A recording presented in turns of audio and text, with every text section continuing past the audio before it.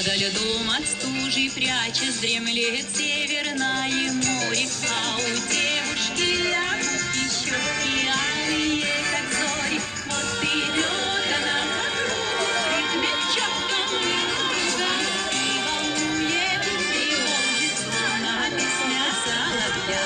В эти белые края вновь приеду я, увидеть, как танцует якутяночка моя.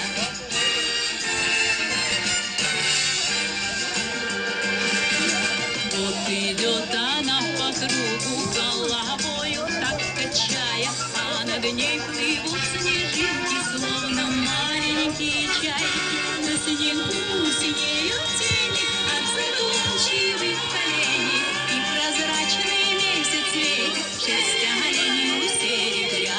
В эти белые края вновь и вновь приеду я, увидеть, как танцует якутяночка моя.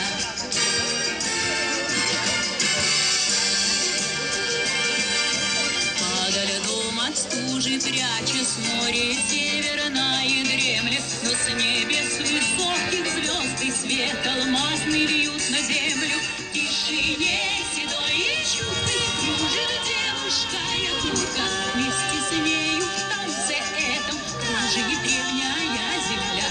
В эти белые края вновь и вновь приеду я, увидеть, как танцует якутяночка моя.